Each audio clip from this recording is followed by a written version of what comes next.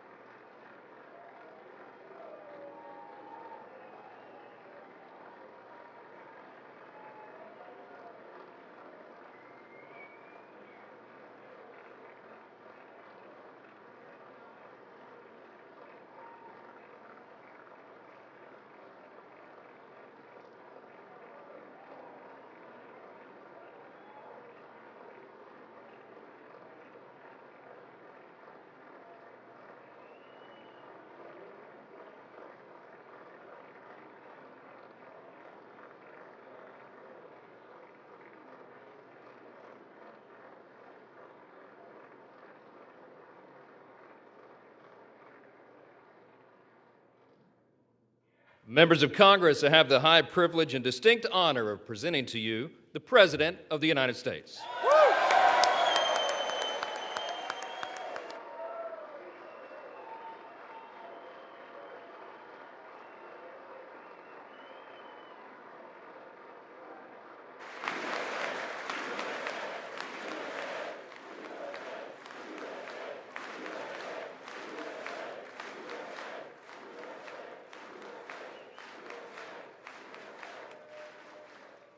Well, thank you very much, everybody. It's really an honor. Speaker Johnson, Vice President Vance, First Lady of the United States,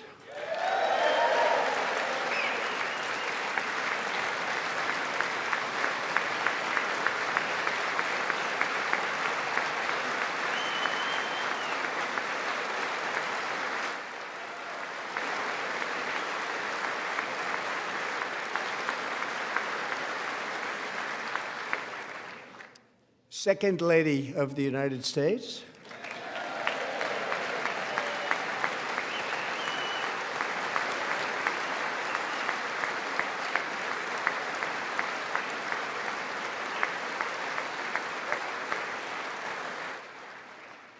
members of Congress, and my fellow Americans. Our nation is back, bigger, better, richer, and stronger than ever before.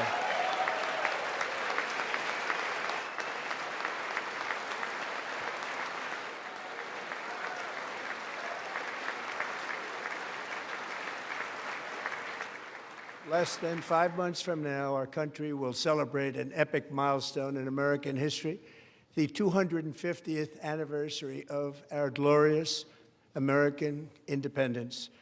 This July 4th, we will mark 2.5 centuries of liberty and triumph, progress and freedom in the most incredible and exceptional nation ever to exist on the face of the earth. And you've seen nothing yet. We're going to do better and better and better. This is the golden age of America.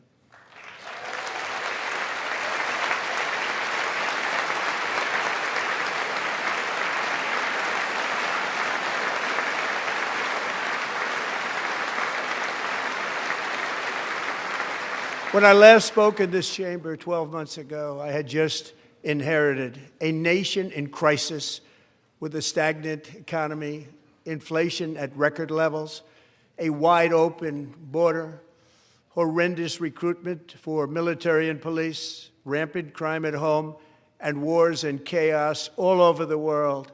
But tonight, after just 1 year, I can say with dignity and pride that we have achieved a transformation like no one has ever seen before, and a turnaround for the ages. It is indeed a turnaround for the ages.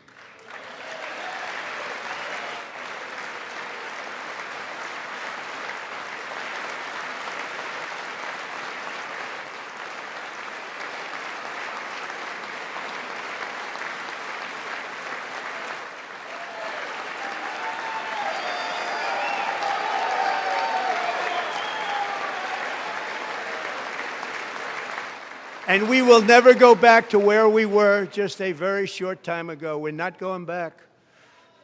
Today, our border is secure.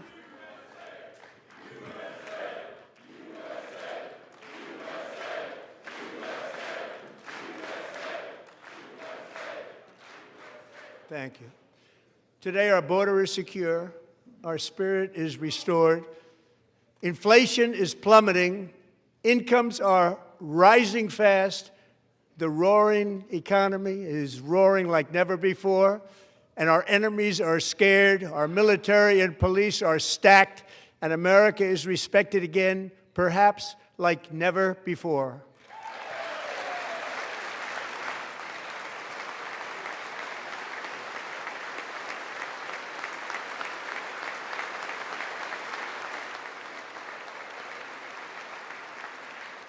After 4 years in which millions and millions of illegal aliens poured across our borders, totally unvetted and unchecked, we now have the strongest and most secure border in American history by far.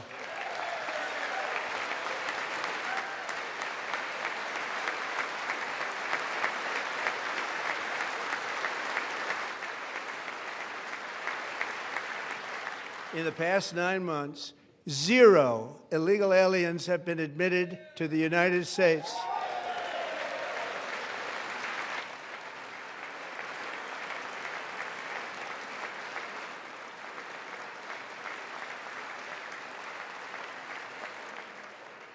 But we will always allow people to come in legally, people that will love our country and will work hard to maintain our country.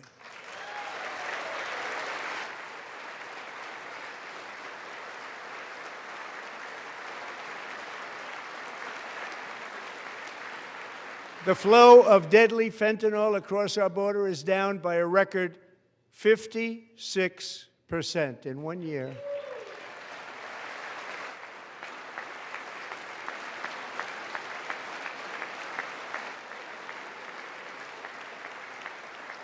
And last year, the murder rate saw its single largest decline in recorded history. This is the biggest decline, think of it, in recorded history, the lowest number in over 125 years, year 1900. In fact, substantially before my wonderful father, I had a wonderful father, Fred, before he was born, substantially before he was born. That's a long time ago. He wouldn't like me to say that, but that's a long time ago. The Biden administration and its allies in Congress gave us the worst inflation in the history of our country. But in 12 months, my administration has driven core inflation down to the lowest level in more than 5 years. And in the last 3 months of 2025, it was down to 1.7%.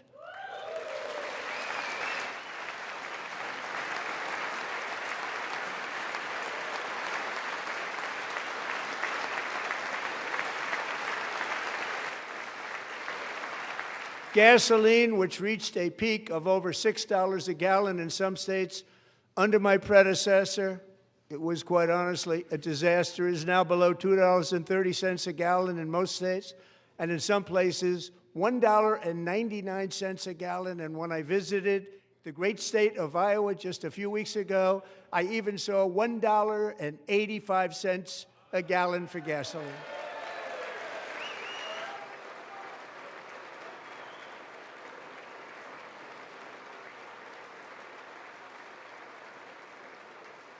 Mortgage rates are the lowest in 4 years and falling fast, and the annual cost of a typical new mortgage is down almost $5,000 just since I took office. 1 year.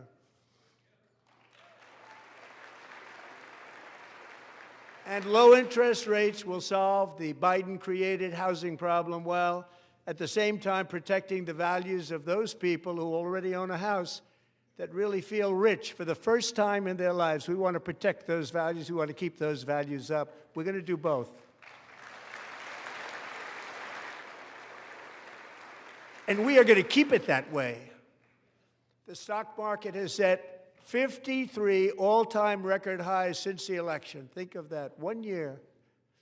Boosting pensions, 401ks, and retirement accounts for the millions and millions of Americans. They're all gaining. Everybody's up, way up. In 4 long years, the last administration got less than $1 trillion in new investment in the United States. And when I say less, substantially less. In 12 months, I secured commitments for more than $18 trillion pouring in from all over the globe.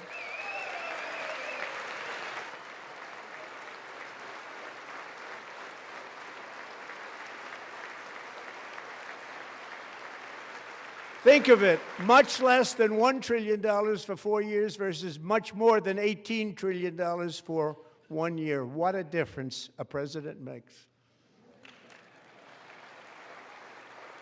A short time ago, we were a dead country. Now we are the hottest country anywhere in the world, the hottest.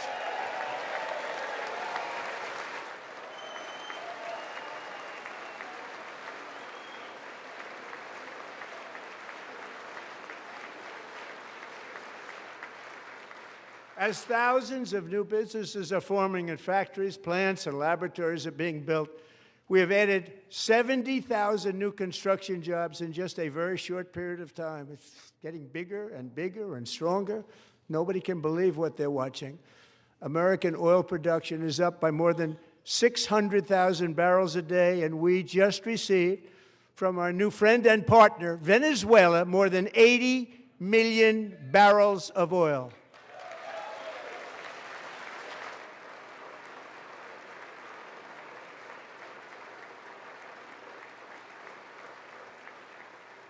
American natural gas production is at an all-time high because I kept my promise to drill, baby, drill.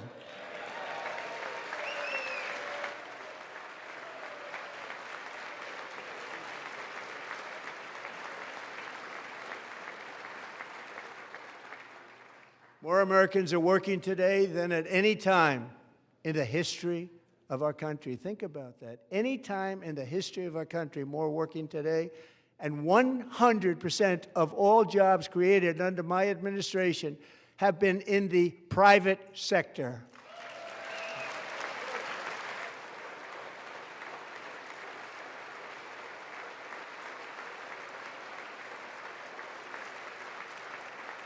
We ended DEI in America.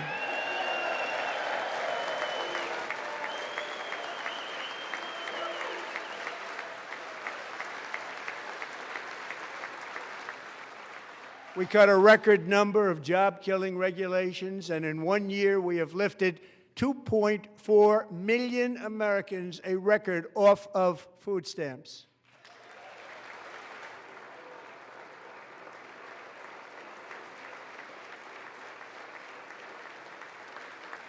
And for all of these reasons, I say tonight, members of Congress, the state of our union is strong.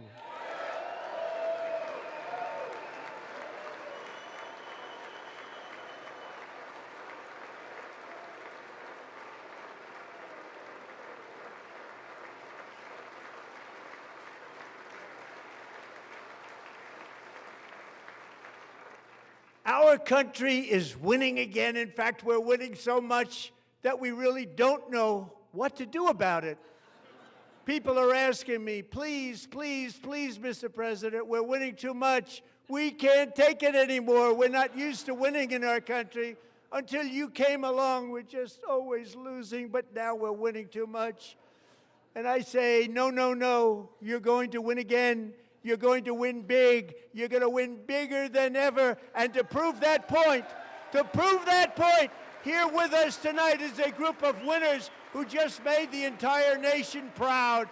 The men's gold medal Olympic hockey team. Come on in.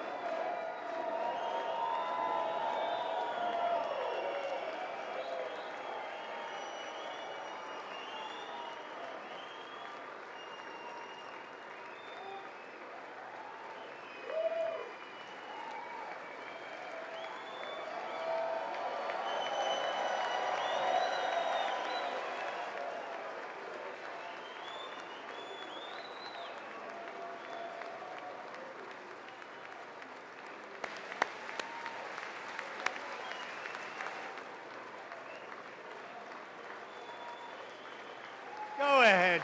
They do.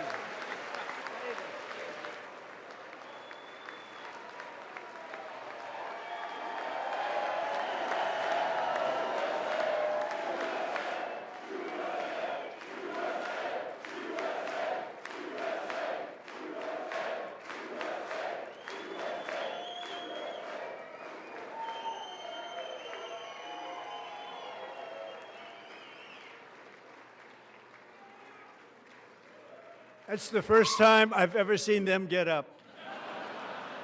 And actually, not all of them did get up. But they beat a fantastic Canadian team in overtime, as everybody saw, as did the American women who will soon be coming to the White House.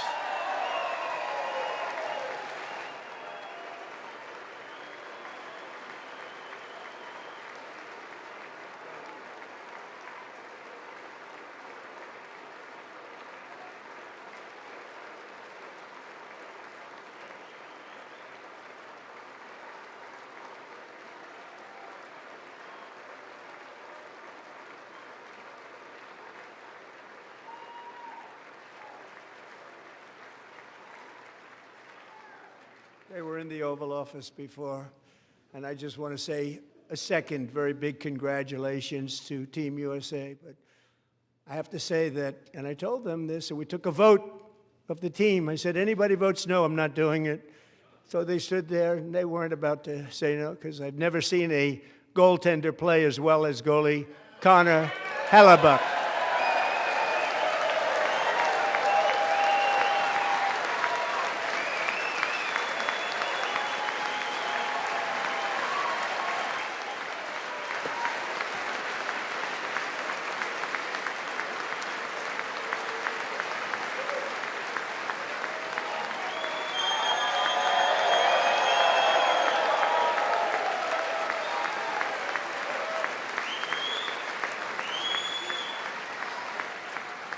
Think of it, 46 shots on goal, and I asked him, the one shot, the one where you put your stick in the back and it hit the neck of your stick and bounced off, do you practice that, or was that a little lucky?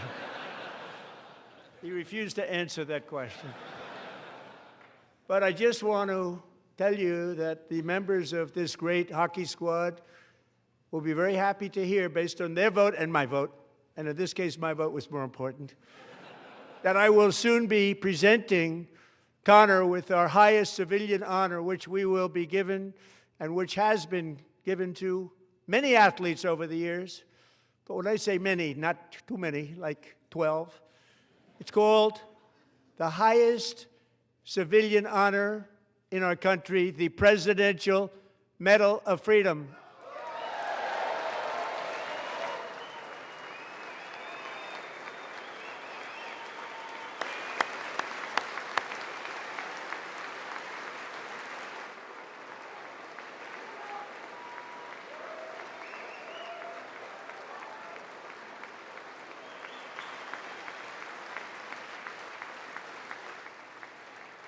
Great athletes have gotten that, very great, the best, and I thought he deserved it. And I did take a vote, every single one of them. I said, I'm not giving it if anybody goes no, and every single one of them rapidly put up their hand. So I want to thank you all. What a special job you did. What special champions you are. Thank you very much.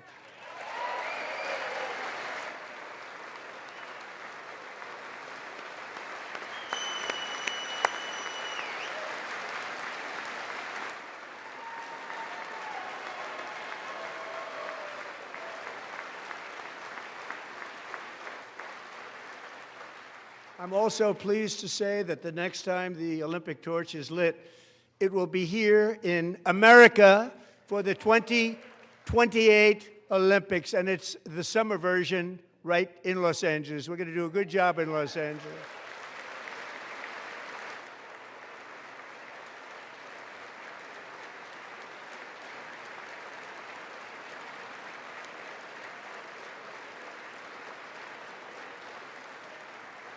And Los Angeles is going to be safe, just like Washington, D.C. is now one of the safest cities in the country.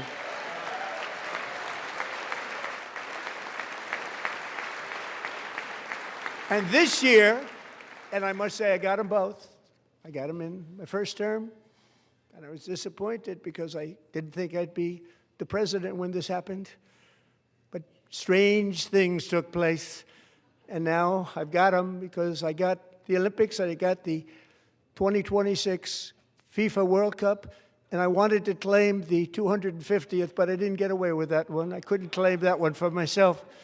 But we're getting the World Cup, so we have the World Cup and the Olympics coming, and that is exciting news.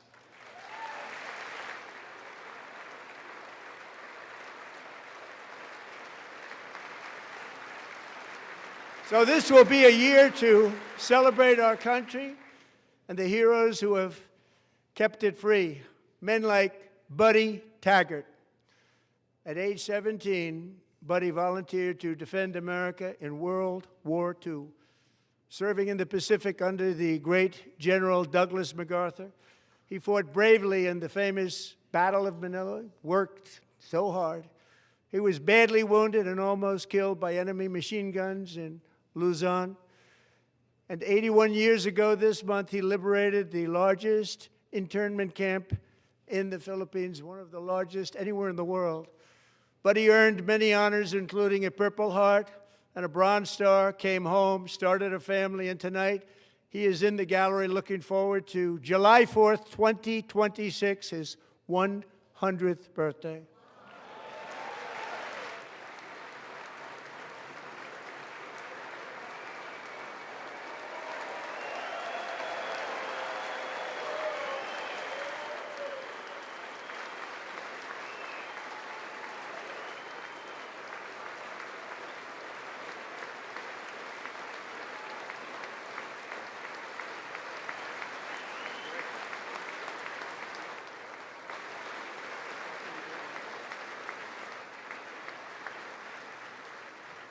So, buddy, you're a brave man, and we salute you.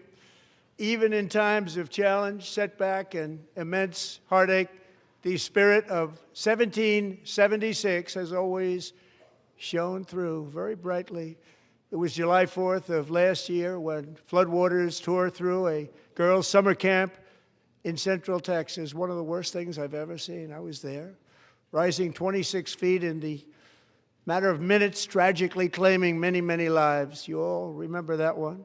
As the waters threatened to sweep her away, 11-year-old Millie Kate McClelland closed her eyes and prayed to God. She thought she was going to die. Those prayers were answered when Coast Guard rescue swimmer Scott Ruskin descended from a helicopter above. Nobody knew where he came from. It was Scott's first ever rescue mission, a young guy, but very brave, very, very top, always top in his class. And he lifted not just Millie Kate, but 164 others to safety.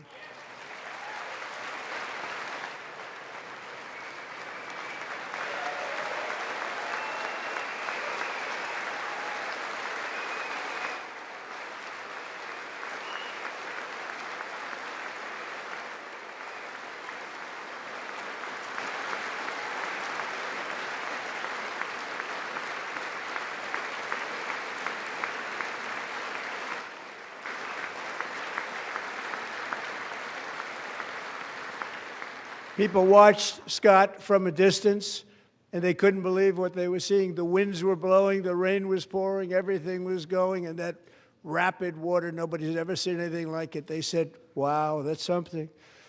Tonight, Scott and Millie Kate are here together, reunited for the very first time. Thank you, Scott, Millie Kate.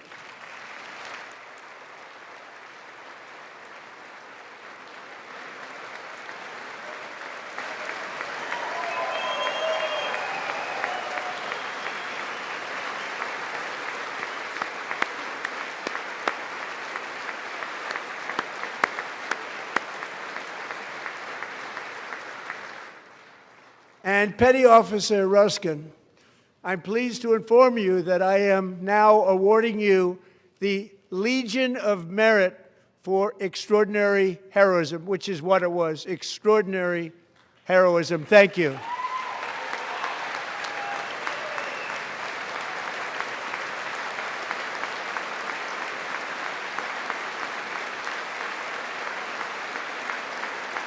And I'd like to have the military aide to please come down and take care of the service. Military aide, thank you very much. Take care of that very important service. Thank you very much.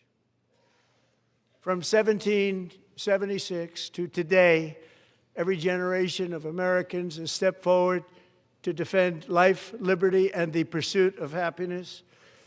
And they're really doing it for the next generation. But now it's our turn. Together we're building a nation where every child has the chance to reach higher and go further, where government answers to the people, not the powerful, and where the interests of hardworking American citizens are always our first and ultimate concern. That is the debt we owe to the heroes who came before us, and that is the promise we must keep to America for our 250th year. Last year, I urged this Congress to begin the mission by passing the largest tax cuts in American history, and our Republican majorities delivered so beautifully. Thank you, Republicans.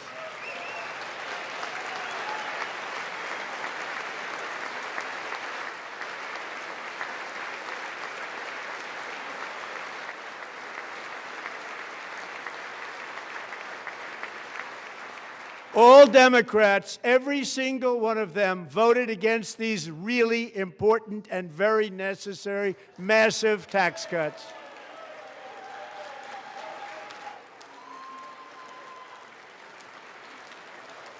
They wanted large-scale tax increases to hurt the people instead.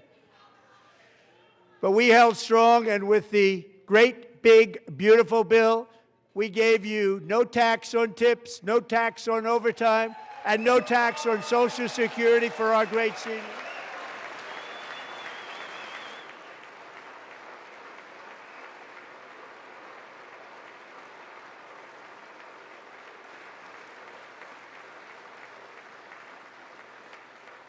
And we also made interest on auto loans tax deductible the first time, but only if the car is made in America.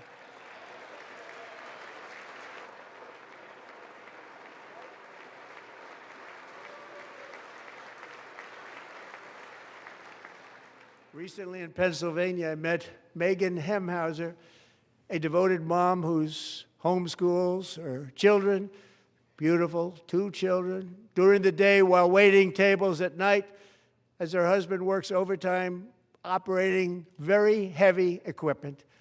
Megan is here this evening, and she's happy to tell you that she is so much richer because with no tax on tips, no tax on overtime, and our expanded child tax credit done again by Republicans, Megan and her husband will take home more than $5,000 extra just for the year, cutting her tax bill in more than half.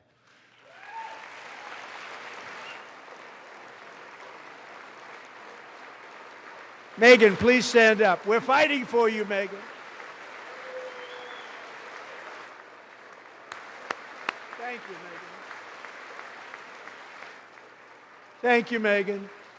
We're fighting for you, Megan. Under our bill, parents like Megan can also activate their children's brand new Trump accounts. And I didn't name it. I did not name it. I did not name that.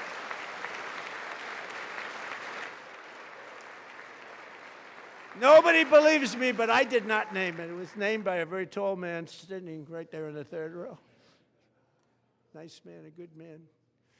Tax-free investment accounts for every American child. This is something that's so special and has taken off and gone through the roof. Millions will be pre-funded courtesy of the U.S. Treasury and private individuals like Michael and Susan Dell, who have donated $6.25 billion to fund the Trump accounts for 25 million American children. They're great people.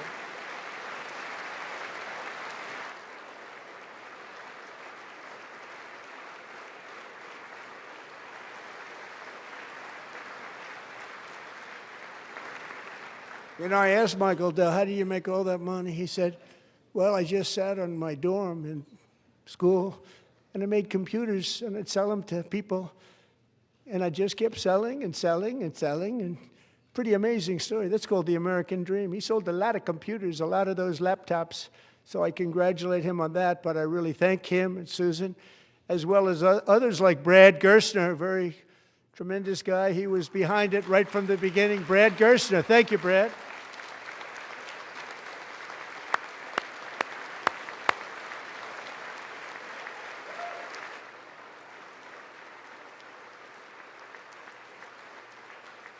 So with modest additional contributions, these young people's accounts could grow to over $100,000 or more by the time they turn 18. Think of it, how much money is that for somebody that started with nothing?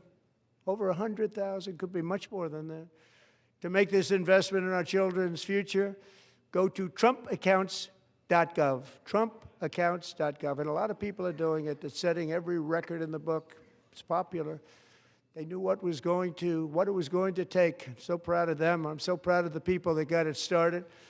And now it's just taken off. One of the primary reasons for our country's stunning economic turnaround, the biggest in history, where the Dow Jones broke 50,000 4 years ahead of schedule, and the S&P hit 7,000, where it wasn't supposed to do it for many years, were tariffs. I used these tariffs, took in hundreds of billions of dollars to make great deals for our country, both economically and on a national security basis. Everything was working well. Countries that were ripping us off for decades are now paying us hundreds of billions of dollars. They were ripping us so badly, you all know that. Everybody knows it. Even the Democrats know it. They just don't want to say it. And yet these countries are now happy, and so are we. We made deals. The deals are all done. And they're happy. They're not making money like they used to, but we're making a lot of money.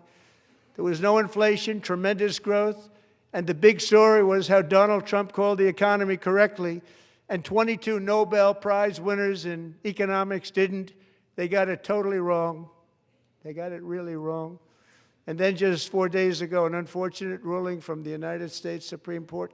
It just came down. It came down. Very unfortunate ruling. But the good news is that almost all countries and corporations want to keep the deal that they already made, right, Scott? Knowing that the legal power that I, as president, have to make a new deal could be far worse for them, and therefore they will continue to work along the same successful path that we had negotiated before the Supreme Court's unfortunate involvement. So despite the disappointing ruling, these powerful country-saving, it's saving our country, the kind of money we're taking in, peace-protecting. Many of the wars I settled was because of the threat of tariffs. I wouldn't have been able to settle them without. Will remain in place under fully approved and tested alternative legal statutes. And they have been tested for a long time. They're a little more complex, but they're actually probably better, leading to a solution that will be even stronger than before. Congressional action will not be necessary. It's already time-tested and approved. And as time goes by, I believe the tariffs paid for by foreign countries will, like in the past, substantially replace the modern-day system of income tax, taking a great financial burden off the people that I love.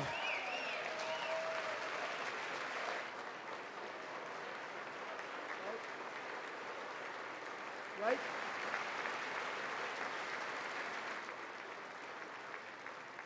Moving forward, factories, jobs, investment, and trillions of dollars will continue pouring into the United States of America because we finally have a president who puts America first. I put America first. I love America.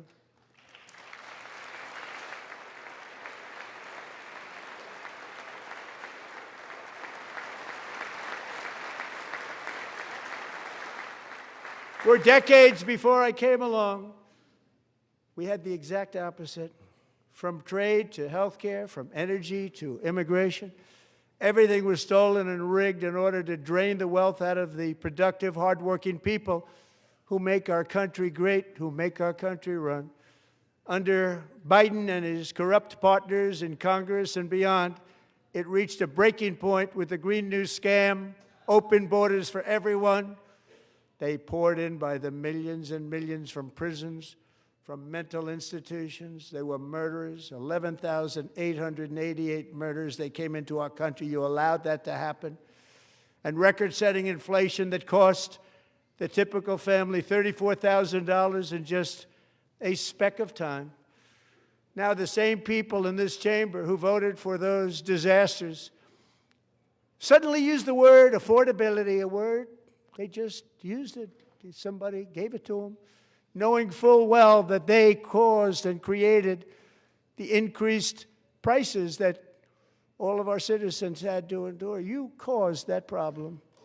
You caused that problem.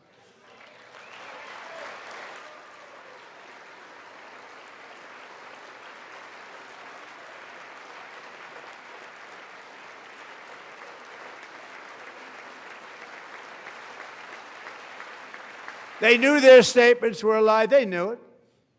They knew their statements were a dirty, rotten lie. Their policies created the high prices Our policies are rapidly ending them. We are doing really well. Those prices are plummeting downward.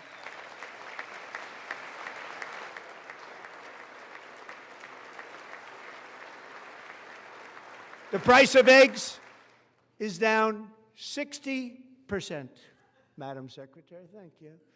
The cost of chicken, butter, fruit, hotels, automobiles, rent is lower today than when I took office by a lot. And even beef, which was very high, is starting to come down significantly. Just hold on a little while, we're getting it down. And soon you will see numbers that few people would think were possible to achieve just a short time ago. Nobody can believe when they see the kind of numbers, and especially energy, when they see energy going down to numbers like that, they cannot believe it. It's like another big tax cut. I'm also confronting one of the biggest ripoffs of our times, the crushing cost of health care caused by you. Since the passage of the Unaffordable Care Act, sometimes referred to as Obamacare, big insurance companies have gotten rich. It was meant for the insurance companies, not for the people. With our government giving them hundreds and hundreds of billions of dollars a year as their stock prices soared 1,000, 1,200, 1,400, and even 1,700%, like nothing else. That's why I introduced the great health care plan. I want to stop all payments to big insurance companies and instead give that money directly to the people so they can buy their own health care, which will be better health care at a much lower cost.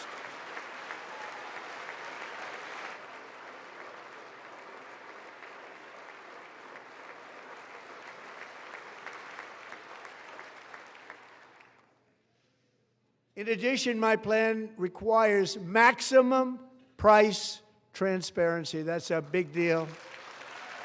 Sounds so simple, so big.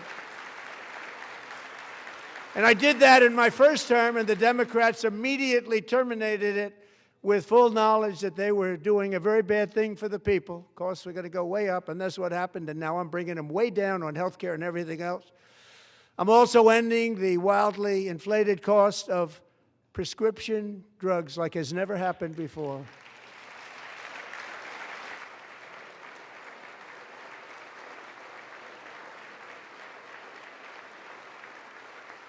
Other presidents tried to do it, but they never could. They tried. Most didn't try, actually. But they tried. They said they tried. They couldn't do it. They didn't even come close. They were all talk and no action, but I got it done. Under my just enacted most favored nation agreements, Americans who have for decades paid by far the highest prices of any nation anywhere in the world for prescription drugs will now pay the lowest price anywhere in the world for drugs. Anywhere, the lowest price.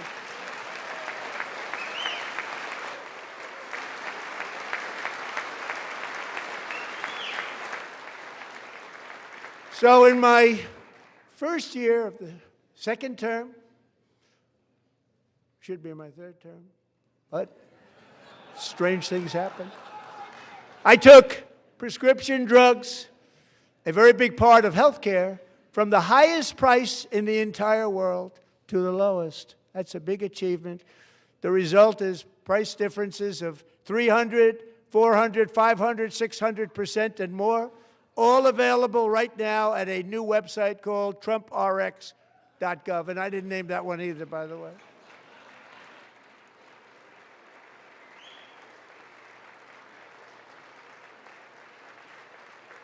And here tonight is the very first customer ever to get that big discount, and it is big, Catherine Rayner. For 5 years, she and her husband have struggled with infertility, and they turned to IVF. One drug has been costing Catherine $4,000 to purchase, but a few weeks ago, she logged onto the TrumpRx website and got that same drug that cost $4,000, got it for under $500. A reduction of much more, actually, than $3,500. Catherine, we are all praying for you, and you're going to be a great mom.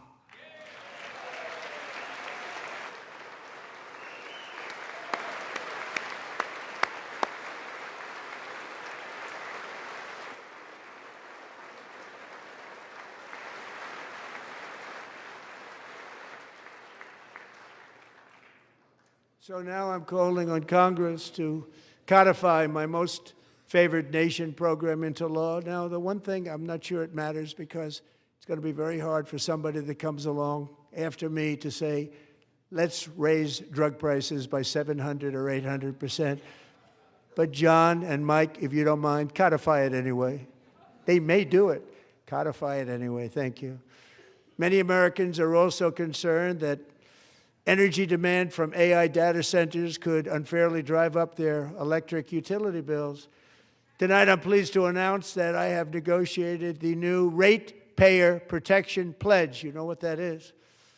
We're telling the major tech companies that they have the obligation to provide for their own power needs. They can build their own power plants as part of their factory so that no one's prices will go up.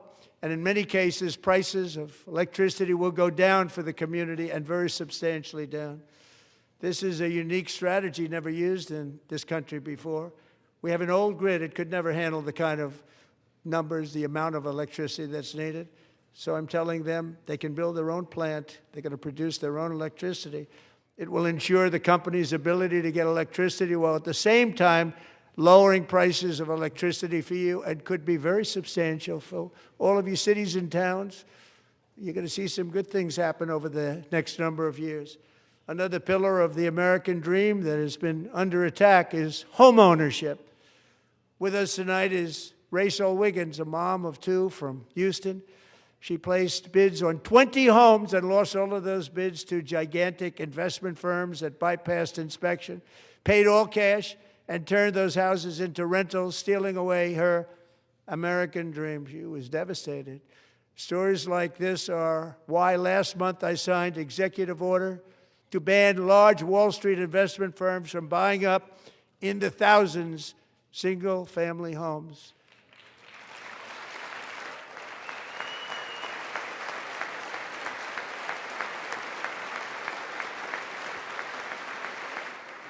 And now I'm asking Congress to make that ban permanent, because homes for people, really, that's what we want. We want homes for people, not for corporations. Corporations are doing just fine. Rachel, thank you very much. Good luck with your home. You'll get one soon.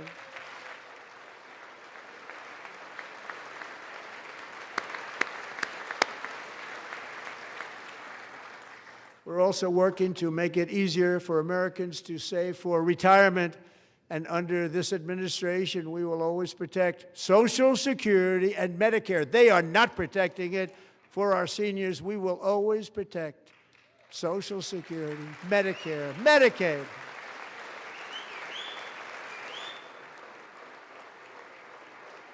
Since I took office, the typical 401k balance is up by at least $30,000.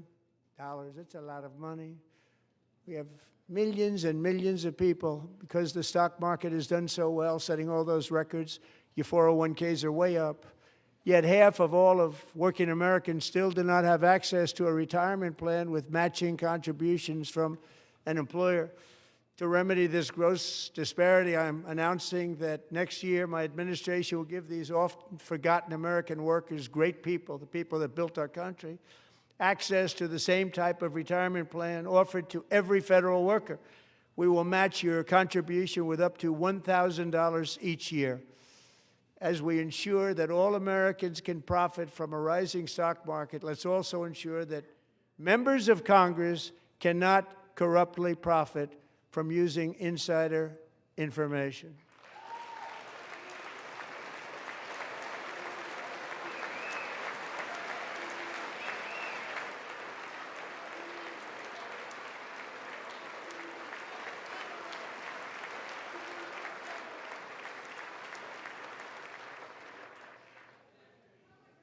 They stood up for that. I can't believe it. I can't believe it. Did Nancy Pelosi stand up if she's here? Doubt it. Pass the Stop Insider Trading Act without delay.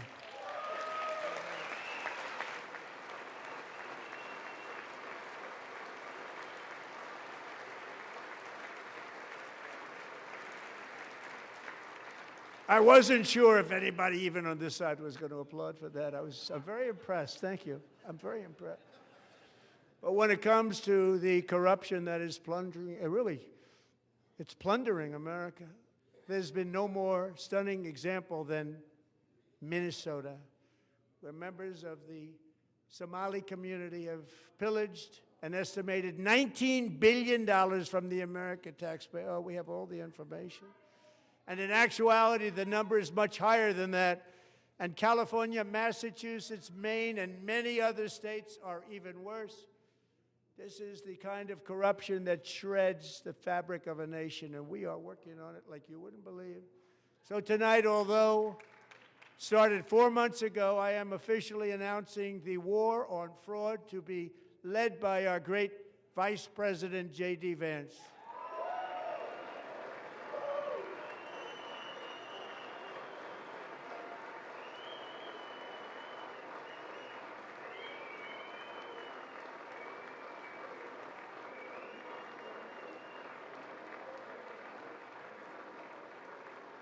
He'll get it done.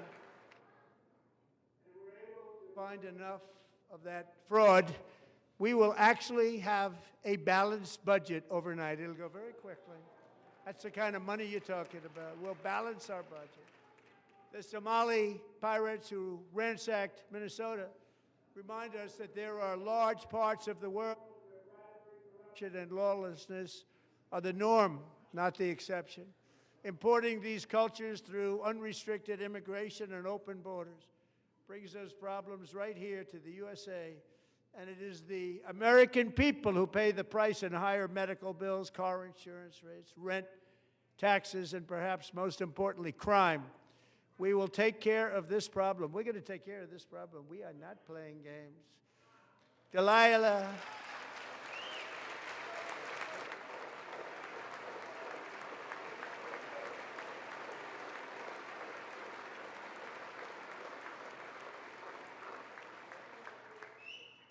Delilah Coleman was only 5 years old in June 2024 when a 18-wheel tractor trailer plowed into her stopped car traveling at 60 miles an hour or more.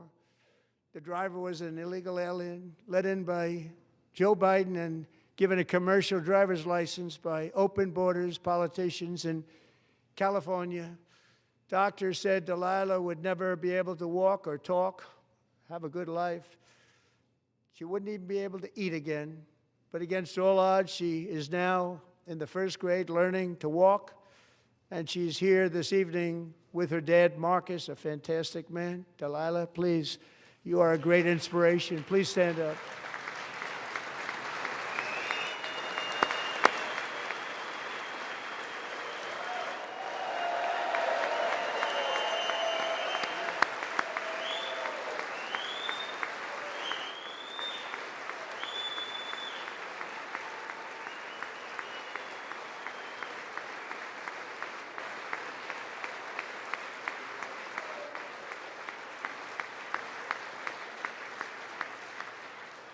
Thank you, Delilah. Many, if not most, illegal aliens do not speak English and cannot read even the most basic road signs as to direction, speed, danger, or location. That's why tonight I'm calling on Congress to pass what we will call the Delilah Law, barring any state from granting commercial driver's licenses to illegal aliens.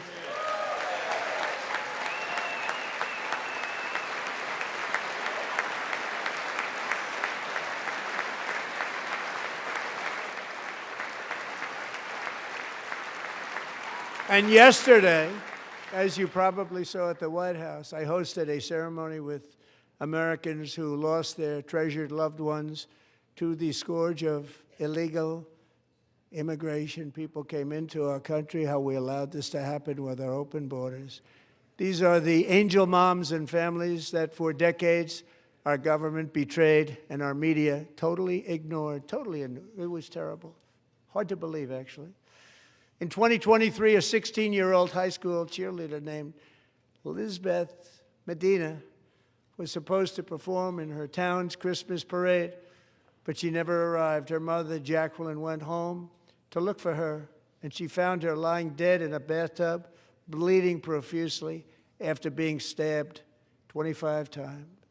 Lizbeth's killer was a previously arrested illegal alien who had broken in and brutally extinguished the brightest light in her family's life, violently and viciously. Her heartbroken mother is in the gallery to remind everyone in this chamber exactly why we are deporting illegal alien criminals to our country at record numbers, and we're getting them the hell out of here fast. We don't want them.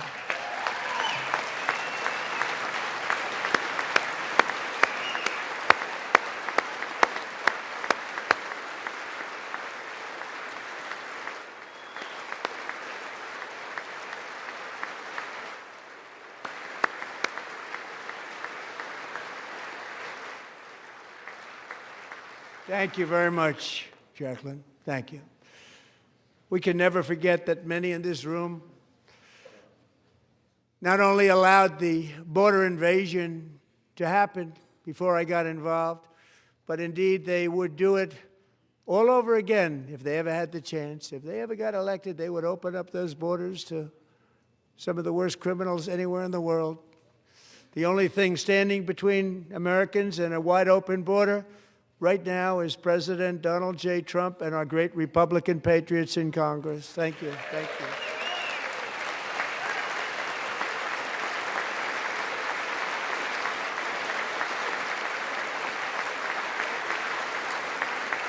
As we speak, Democrats in this chamber have cut off all funding for the Department of Homeland Security. It's all cut off. It's all cut off. They have instituted another Democrat shutdown, the first one costing us 2 points on GDP. 2 points we lost on GDP, which probably made them quite happy, actually. Now they have closed the agency responsible for protecting Americans from terrorists and murderers. Tonight I'm demanding the full and immediate restoration of all funding for the border security, Homeland Security of the United States, and also for helping people clean up their snow. We have no money because of the Democrats, and it would be nice. We'd love to give you a hand at cleaning it up, but you gave no money. Nobody's getting paid. It's a shame. So you have to think about it. We have, in case you didn't know, a pretty large snowstorm out there. One of the great things about the State of the Union is how it gives Americans the chance to see clearly what their representatives really believe. So tonight I'm inviting every legislator to join with my administration in reaffirming a fundamental principle. If you agree with this statement, then stand up and show your support. The first duty of the American government is to protect American citizens, not illegal aliens.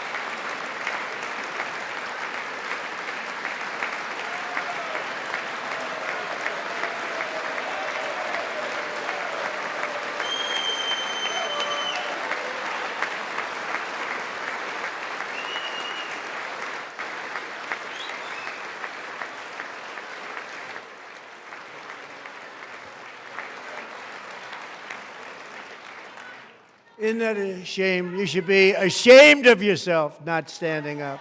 You should be ashamed of yourself. That is why I'm also asking you to end deadly sanctuary cities that protect the criminals and enact serious penalties for public officials who block the removal of criminal aliens. In many cases, drug lords, murderers all over our country, they're blocking the removal of these people out of our country, and you should be ashamed of yourself.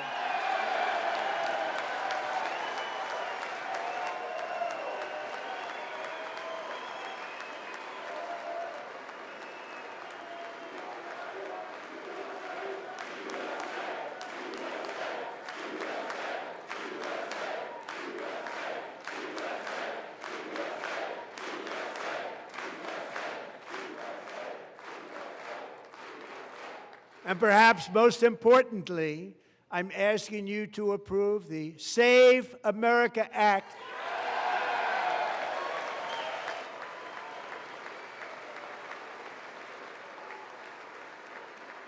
To stop illegal aliens and others who are unpermitted persons from voting in our sacred American elections. That cheating is rampant in our elections. It's rampant. It's very simple. All voters must show voter ID.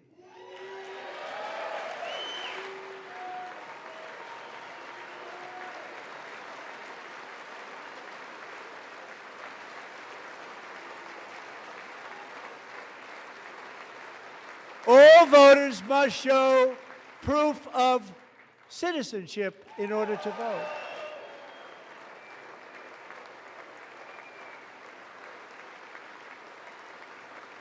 And no more crooked mail-in ballots except for illness, disability, military, or travel. None. And this should be an easy one. And by the way, it's polling at 89%, including Democrats, 89%.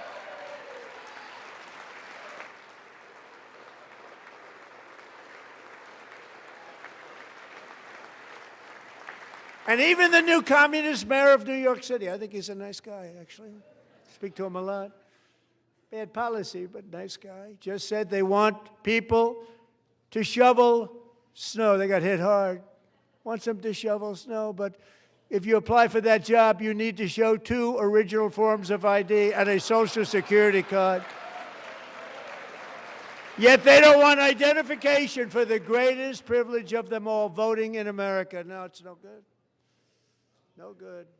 Both Republicans and Democrats overwhelmingly agree on the policy that we just enunciated. And Congress should unite and enact this common sense, country-saving legislation right now, and it should be before anything else happens.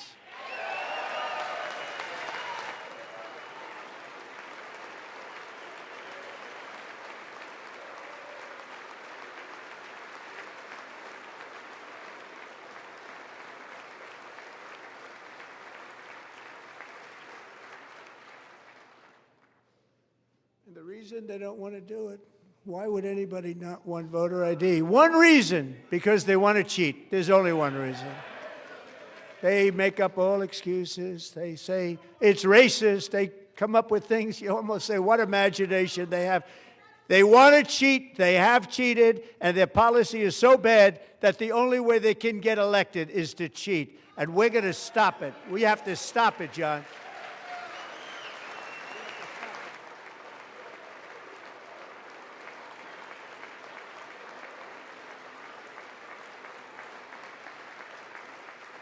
And here is one more opportunity to show common sense in government. In the gallery tonight are Sage Blair and her mother, Michelle. In 2021, Sage was 14 when school officials in Virginia sought to socially transition her to a new gender, treating her as a boy and hiding it from her parents. Hard to believe, isn't it? Before long, a confused Sage ran away from home after she was found in a horrific situation in Maryland. A left-wing judge refused to return Sage to her parents because they did not immediately state that their daughter was their son. Sage was thrown into an all-boys state home and suffered terribly for a long time. But today, all of that is behind them because Sage is a proud and wonderful young woman with a full-ride scholarship to Liberty University. Sage and Michelle, please stand up.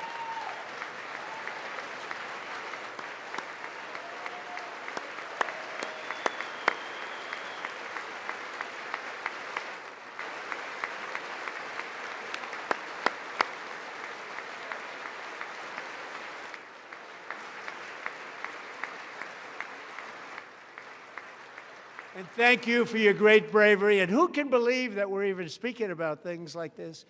15 years ago, if somebody was up here and said that, they'd say, what's wrong with him?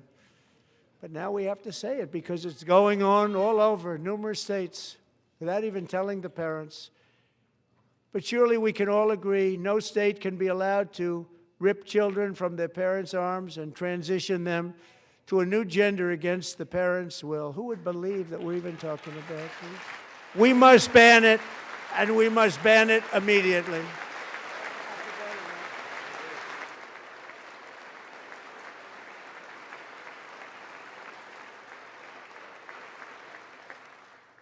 Look, nobody stands up. These people are crazy, I'm telling you. They're crazy.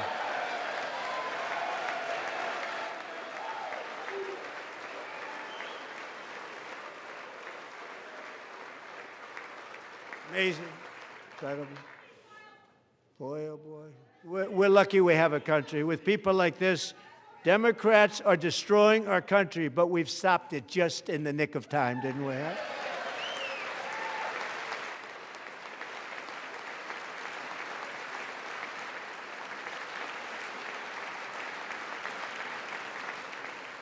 No one cares more about protecting America's youth than our wonderful First Lady, now a movie star. She's a movie star. Can you believe it? Who would have believed that? Over the past year, she has had an incredible impact championing AI legislation, advancing a landmark executive order on foster care, and helping secure $30 million to launch the Melania Trump Foster Youth to Independence Initiative. It's a tremendous, really a tremendous thing that happened and had a lot of bipartisan support. She gets much better bipartisan support than I do. I get none. She gets a lot. Someday you're going to have to tell me how you did that. And students and educators in every state have joined the First Lady's efforts in the presidential AI challenge, keeping America's next generation positioned to succeed and strongly succeed in the future.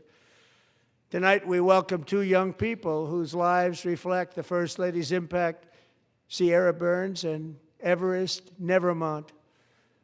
Thank you both, and Melania, thank you. I know how hard you worked on it. Thank you very much.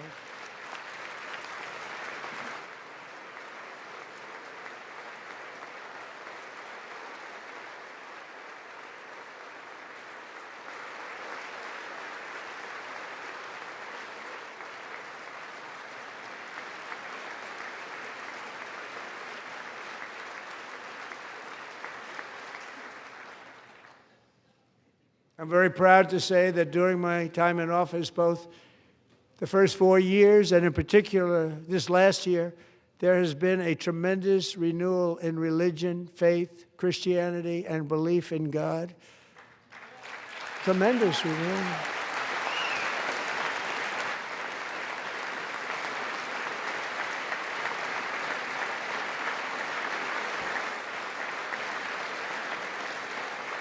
This is especially true among young people, and a big part of that had to do with my great friend, Charlie Kirk, a great guy, great man.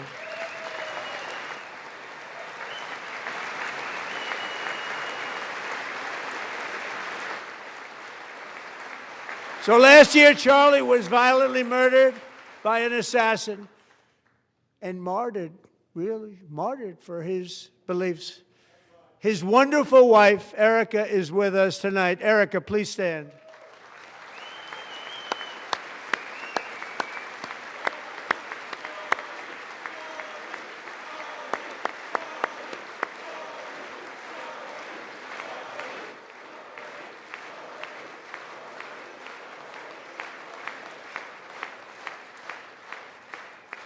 Thank you, Erica. Been through a lot. In Charlie's memory, we must all come together to reaffirm that America is one nation under God, and we must totally reject political violence of any kind.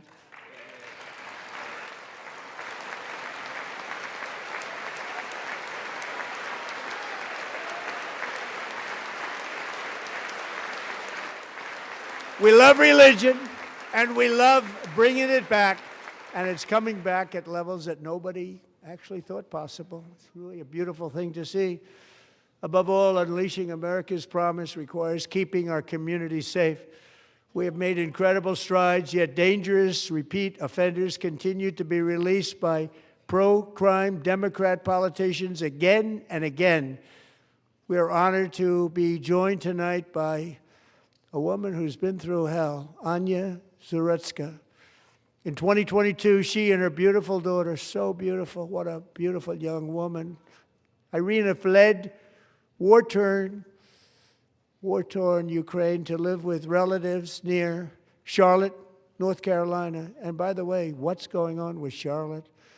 Last summer, 23-year-old Irina was riding home on the train when a deranged monster who had been arrested over a dozen times and was released through no cash bail, stood up and viciously slashed a knife through her neck and body. No one will ever forget. There were people on that train. No one will ever forget the expression of terror on Irina's face as she looked up at her attacker in the last seconds of her life. She died instantly. She had escaped a brutal war only to be slain by a hardened criminal, set free to kill in America, came in through open borders. Mrs. Zarutska, tonight I promise you we will ensure justice for your magnificent daughter, Irina.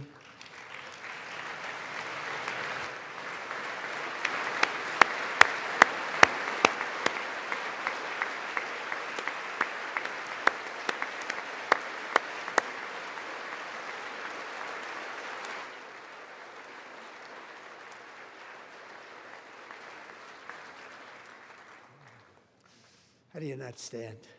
How do you not stand? I'm asking this Congress to pass tough legislation to ensure that violent and dangerous repeat offenders are put behind bars, and importantly, that they stay there.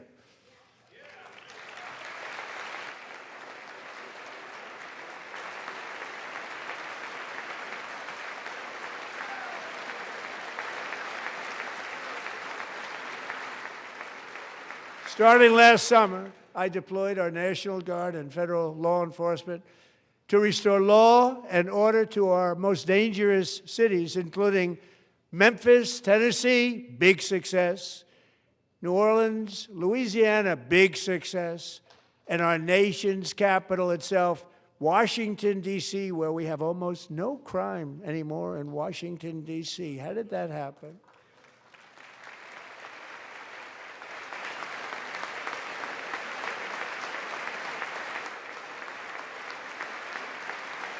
In fact, crime in Washington is now at the lowest level ever recorded, and murders in D.C. this January were down close to 100% from a year ago.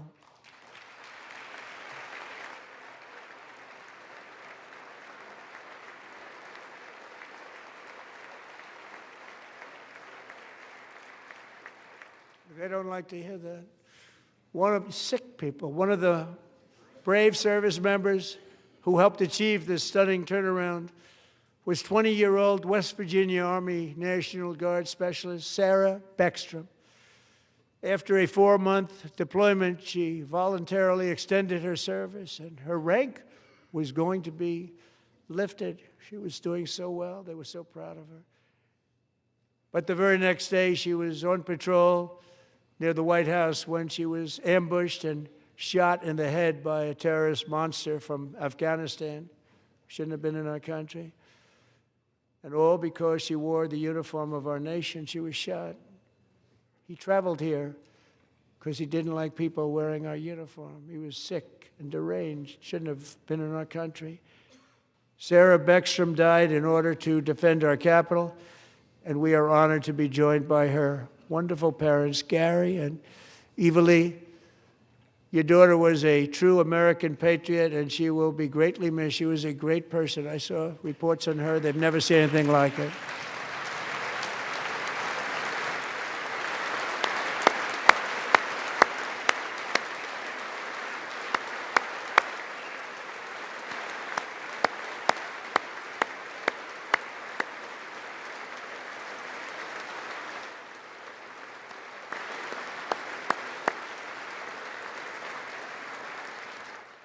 So sorry. Thank you very much. She's a great young lady. I saw reports that were like, perfect. She was perfect. Serving alongside Sarah that day was Staff Sergeant Andrew Wolf. The terrorist shot Andrew in the head, and no one thought he could possibly make it. The two of them, Sarah and Andrew, both shot violently in the head. Neither was expected to make it. They weren't even given a chance, except his wonderful mother, named Melody, who I spoke to the same night, and she was so positive. The doctors thought that Andrew was gone, but his mother said, no, Mr. President, Andrew will be fine. He's going to make it. I've never seen anything like it. I mean, he was given almost no chance. She said, I have no doubt, sir, he's going to be okay. This was a conversation that I had with her that night, with her son laying helplessly in bed, blood all over.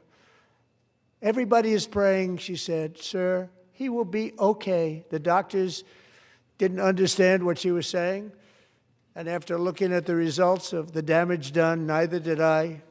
She was so strong and conclusive that even Andrew's great father felt she didn't really understand the gravity of the situation.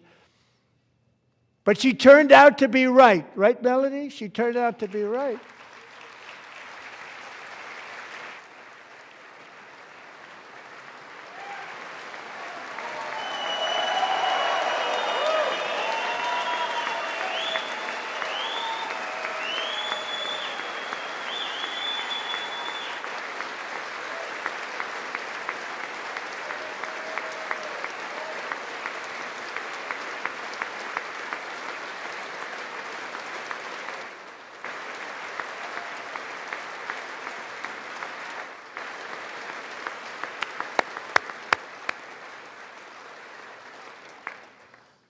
Amazing, actually. I said, where does this woman come from? She's the most positive person I've ever met. With God's help, Andrew has battled back from the edge of death, and we're talking about the edge of death, on his way to a miraculous recovery. He's got a little work to do, but he's doing great. Nice to see you. He's a good-looking guy. Nice to see you. Thanks, Andrew. Thank you very much.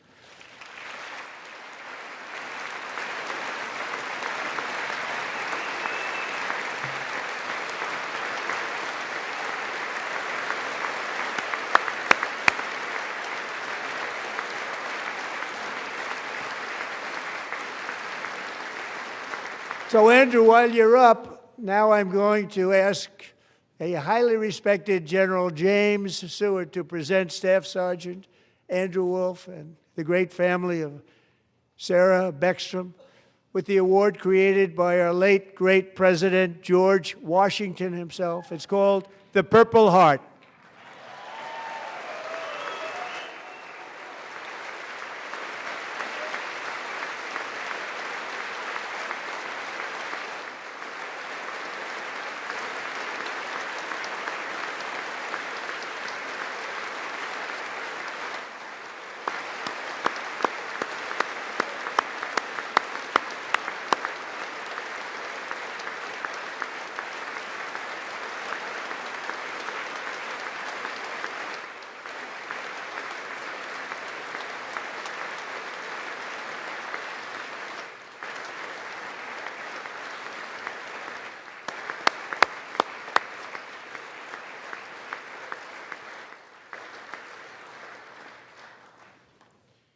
We love you all.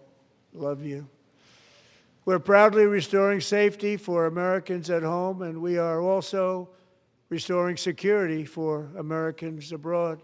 Our country has never been stronger. My first 10 months, I ended 8 wars, including Cambodia.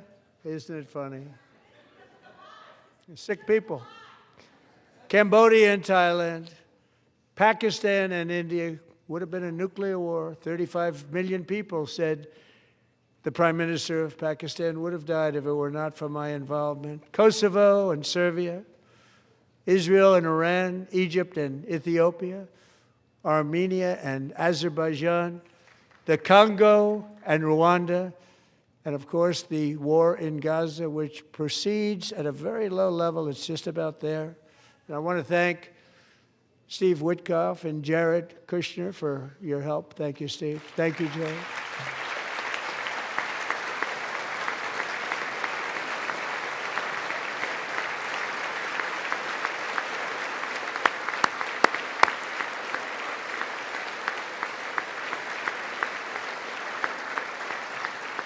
And I also want to thank the man they report to, Secretary of State Marco Rubio. Thank you, Marco.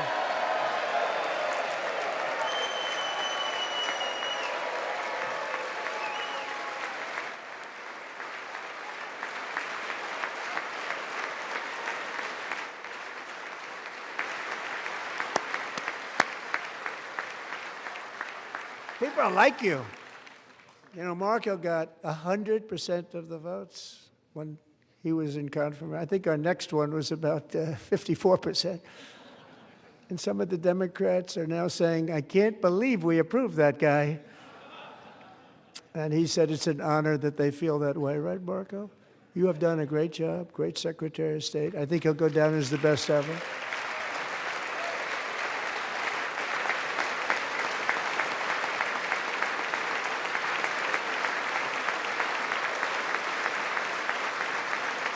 Under the ceasefire I negotiated, every single hostage, both living and dead, has been returned home. Can you believe that?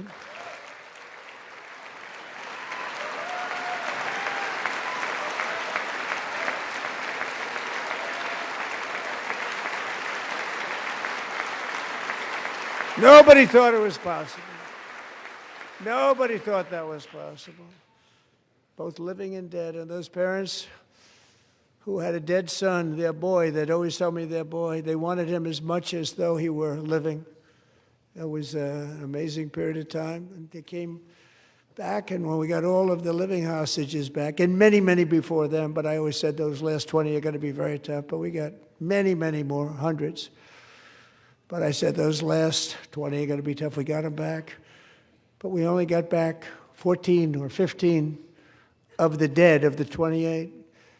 And believe it or not, Hamas worked along with Israel, and they dug, and they dug, and they dug. It's a tough thing to do, going through bodies all over, passing up 100 bodies sometimes for each one that they found. Tough job. And they finally got it back to 27.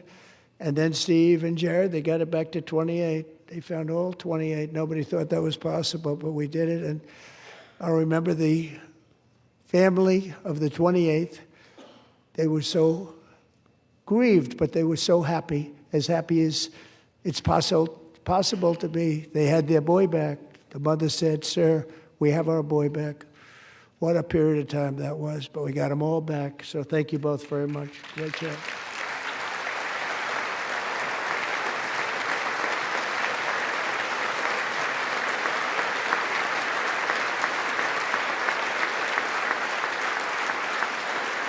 And we're working very hard to end the 9th war, the killing and slaughter between Russia and Ukraine, where 25,000 soldiers are dying each and every month. Think of that, 25,000 soldiers are dying a month.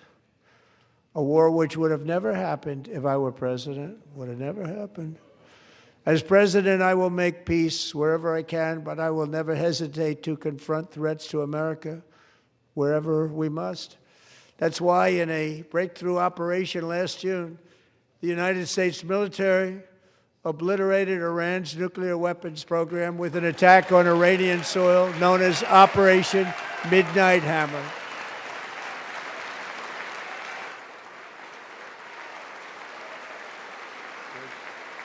Good.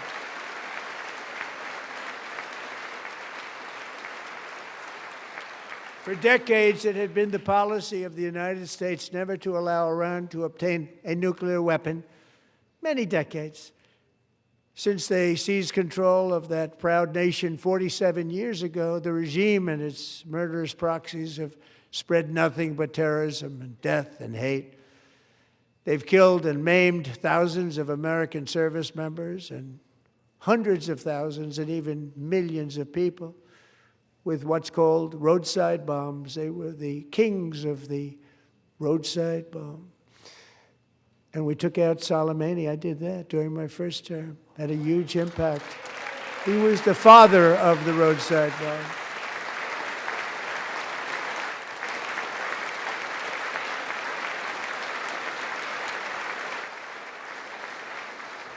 And just over the last couple of months with the protests, they've killed at least, it looks like, 32,000 protesters. 32,000 protesters in their own country. They shot them and hung them. We stopped them from hanging a lot of them with the threat of serious violence. But this is some terrible people. They've already developed missiles that can threaten Europe and our bases overseas, and they're working to build missiles that will soon reach the United States of America. After Midnight Hammer, they were warned to make no future attempts to rebuild their weapons program, and in particular, nuclear weapons. Yet they continue. They're starting it all over. We wiped it out, and they want to start all over again, and are at this moment again pursuing their sinister ambitions. We are in negotiations with them. They want to make a deal, but we haven't heard those secret words. We will never have a nuclear weapon.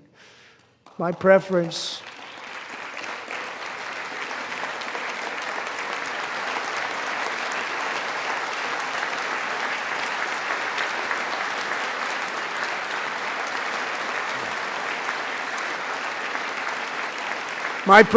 is to solve this problem through diplomacy.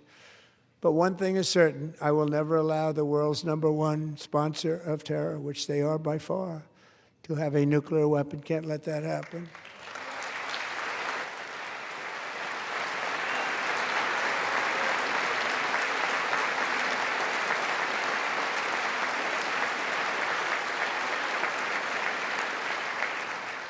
And no nation should ever doubt America's resolve. We have the most powerful military on earth. I rebuilt the military in my first term. We're going to continue to do so. Also, we just approved a $1 trillion budget. We have no choice. We have to be strong, because hopefully we will seldom have to use this great power that we built together. It's really called Peace Through Strength, and it's been very, very effective.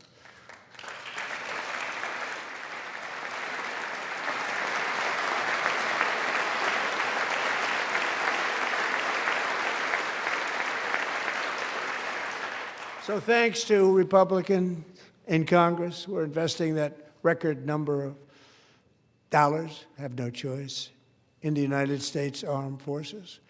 Also creating a lot of jobs, but we're not even doing it for that reason.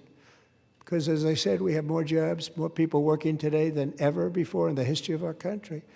And NATO countries are friends and allies. They are. They're our friends and they're our allies. Have just agreed, at my very strong request, to pay 5% of GDP for military defense rather than the 2%, which they weren't paying. We were paying for almost all of NATO. Now they're paying 5 as opposed to not paying 2.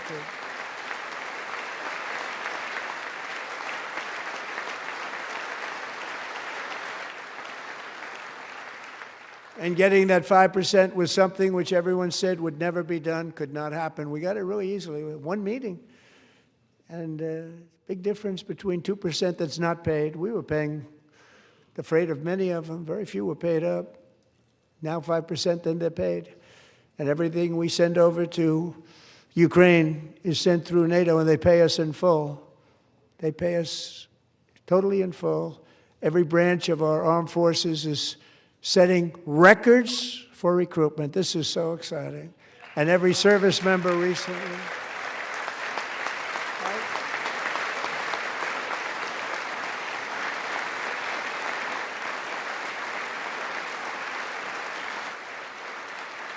And every service member recently received a warrior dividend of $1,776.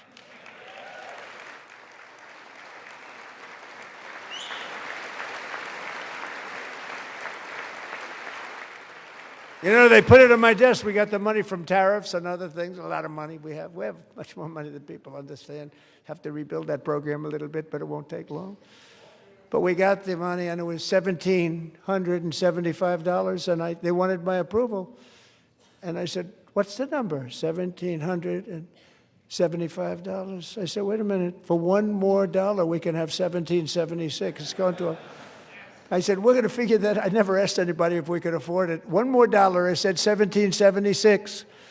And I said, that's good. And I'll tell you what, our military, that was 4 months ago, our military, I never see a person in the military that doesn't thank me for it, so we're honored to do it. They deserve it. And we call it 1776. It was great. And we love our military. We love our law enforcement. We love our firemen. You know, the firemen don't get mentioned enough. We love our firemen. We're also...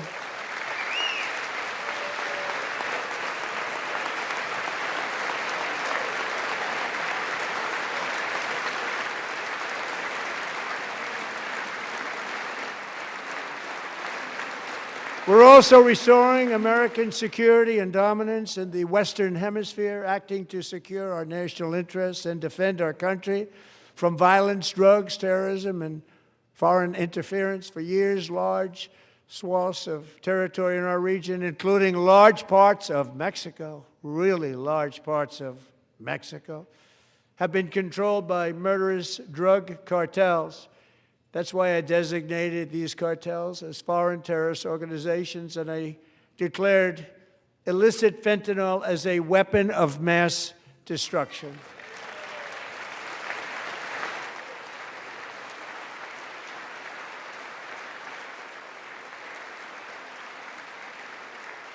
And with our new military campaign, we have stopped record amounts of drugs coming into our country and virtually stopped it completely coming in by water or sea. You probably noticed that. We very seriously damaged their fishing industry also. Nobody wants to go fishing anymore. We've also taken down one of the most sinister cartel kingpins of all. You saw that yesterday. In January,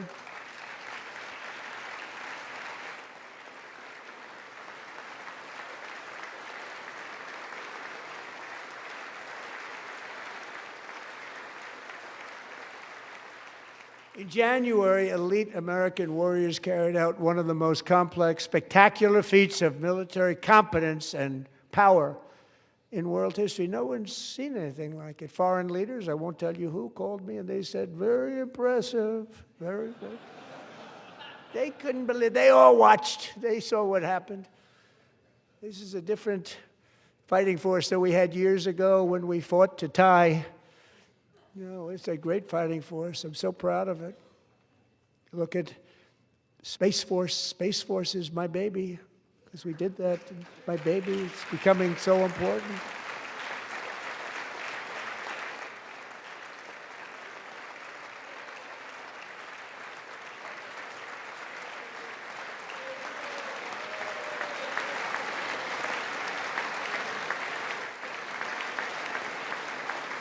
And America's armed forces overwhelmed all defenses and utterly defeated an enemy, good fighters, to end the reign of outlaw dictator Nicolas Maduro and bring him to face American justice.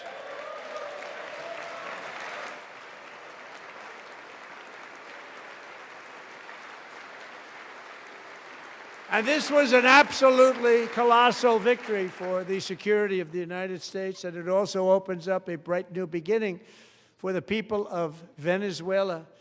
We're working closely with the new president of Venezuela, Delcy Rodriguez, to unleash extraordinary economic gains for both of our countries and to bring new hope to those who have suffered so terribly.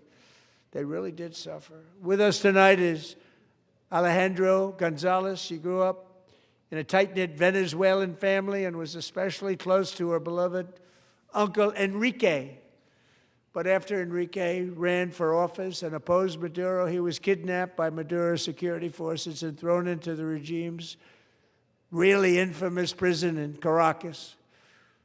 Alejandro feared she would never see her uncle again. She feared for her own life also. But since the raid, we have worked with the new leadership, and they have ordered the closure of that vile prison and released hundreds of political prisoners already, with more to come. Alejandro, I'm pleased to inform you that not only has your uncle been released, but he is here tonight. We brought him over to celebrate his freedom with you in person. Enrique, please come down.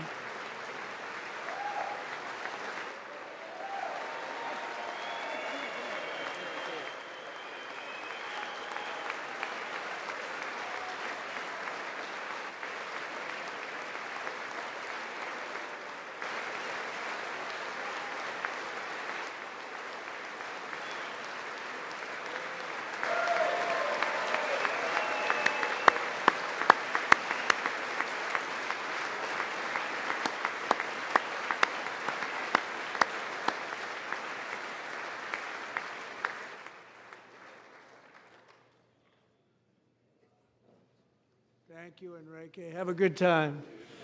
Nice to have you back, Enrique. There were many heroes on that January raid to capture Maduro, really great heroes.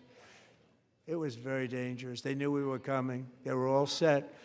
But the deeds of one warrior that night will live forever in the eternal chronicles of military valor. Chief Warrant Officer 5, Eric Slover, planned the mission and was the flight lead in the cockpit of the first helicopter, a big, beautiful, powerful helicopter. It was a massive Chinook carrying, as you can imagine, many, many American warfighters.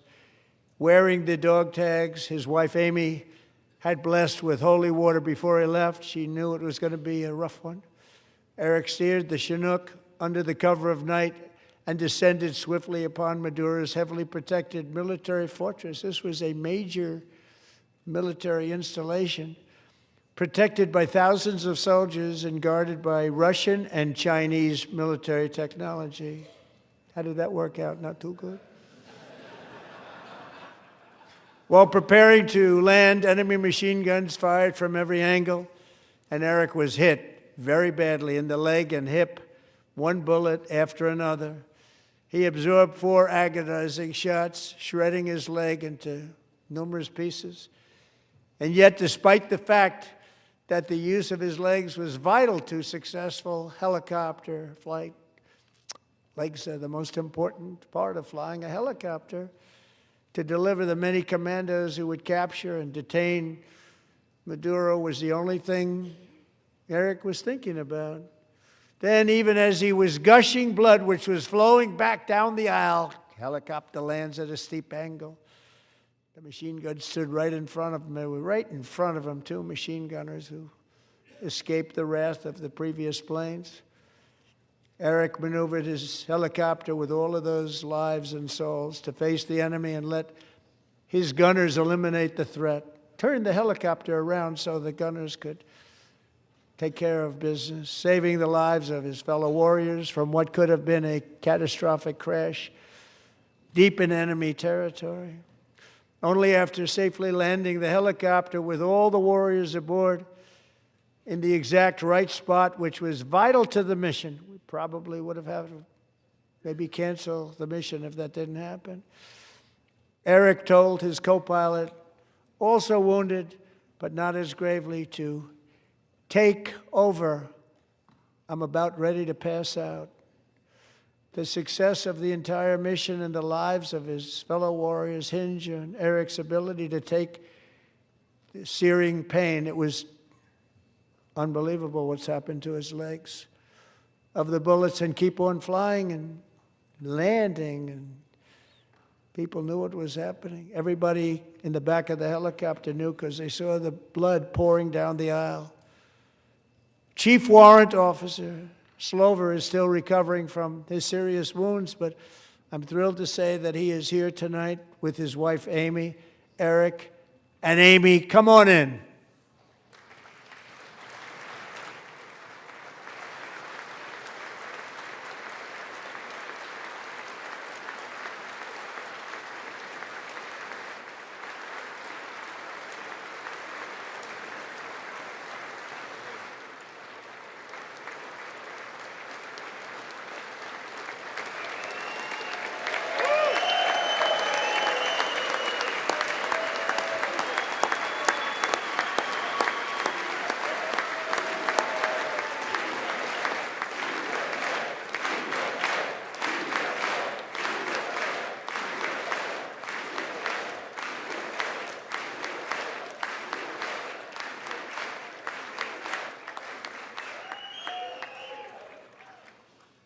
So we have a surprise for Eric and Amy. In recognition of Eric's actions above and beyond the call of duty, I would now like to ask General Jonathan Braga to present Chief Warrant Officer Slover with our nation's highest military award, the Congressional Medal of Honor.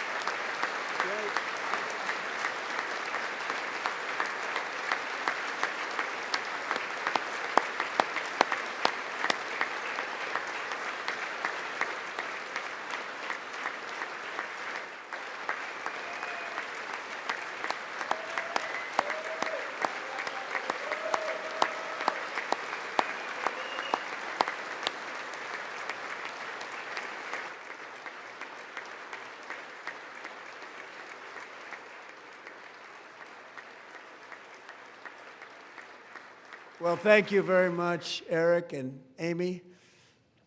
Great to get to know you. I met with them and with a lot of their fellow warriors at Fort Bragg recently.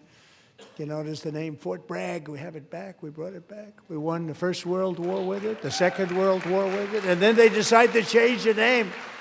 So we changed it back. Everybody wanted to change back too. And 10 of Eric's fellow warriors from that incredible night of victory will also be receiving medals at a private ceremony that will soon be held at the White House, and Eric will be there. Thank you.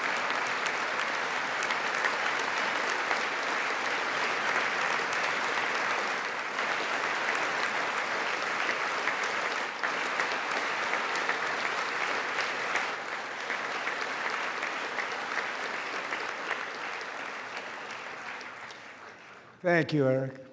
That's a big one.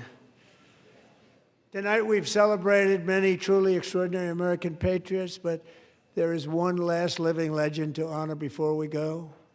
He is one more heroic American aviator. Navy fighter pilot Royce Williams served in World War II, Korea, Vietnam, flying more than 220 missions. In the skies over Korea in 1952, Royce was in the dogfight of a lifetime, legendary dogfight. Flying through blizzard conditions, his squadron was ambushed by 7 Soviet fighter planes. It was his first aerial combat of the war, and despite being massively outnumbered and outgunned, Royce led the takedown of 4 enemy jets and almost destroyed the others, vanquishing his adversaries while taking 263 bullets to his own plane and being seriously hurt. His story was secret for over 50 years. He didn't even want to tell his wife, but the legend grew and grew. But tonight, at 100 years old, this brave Navy captain is finally getting the recognition he deserves. He was a legend long before this evening. Royce, please stand up, and I will ask the First Lady of the United States to present Captain Royce Williams with his Congressional Medal of Honor.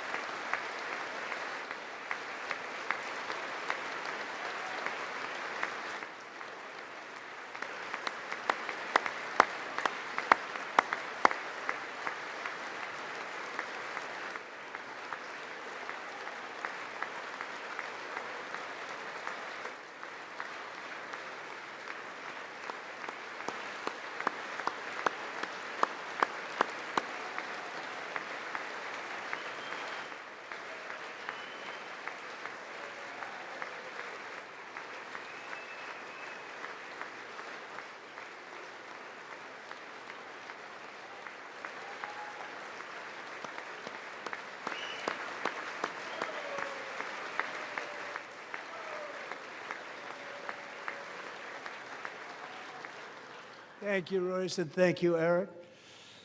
I've always wanted the Congressional Medal of Honor, but I was informed I'm not allowed to give it to myself, and I wouldn't know why I'd be taking it, but if they ever open up that law, I will be there with you someday. But you know, that's our highest honor, Congressional Medal of Honor, and that's a big thing, and it's an honor to be in the same room with you. Thank you both very much, Eric. Thank you.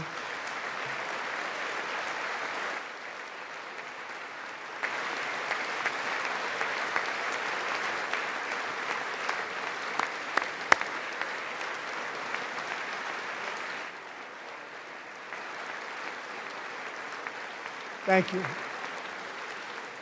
250 years is a long time in the life of a nation, but in another sense, it's really a mere moment in the eye of history. Two of the gentlemen we met in the gallery this evening took their first breaths 1 century ago, 100 years before that, on July 4th, 1826, the author of the Declaration of Independence, brilliant, Thomas Jefferson, drew his last breath. Just a single long human lifespan separates the giants who declared and won our independence from the heroes who stand among us tonight. Everything our nation has done, everything we have achieved, has been the work of those few great lifetimes. In those brief chapters, Americans built this nation from 13 humble colonies into the pinnacle of human civilization and human freedom, the strongest, wealthiest, most powerful, most successful nation in all of history. Americans ventured out across the daunting and dangerous continent. We carved paths through an unforgiving wilderness, settled a boundless frontier, and tamed the beautiful but very, very dangerous Wild West. From empty marshes and wide open plains, we raised up the world's greatest cities. Together, we mastered the world's mightiest industries and shattered history's monstrous tyrannies. And we liberated millions from the chains of fascism, communism, oppression, and terror. Americans lifted humanity into the skies on the wings of aluminum and steel, and then we launched mankind into the stars on rockets powered by sheer American will and unyielding American pride. We wired the globe with our ingenuity. We captivated the planet with American culture. And now we are pioneering the next great American breakthroughs that will change the entire world. All of this and so much more is the enduring legacy, unmatched glory of the hardworking patriots who built and defended this country and who still carry the hopes and freedoms on all of humanity's backs. For years they were forgotten, betrayed, and cast aside. But that great betrayal is over, and they will never be forgotten again. Because when the world needs courage, daring, vision, and inspiration, it is still turning to America. And when God needs a nation to work his miracles, he knows exactly who to ask.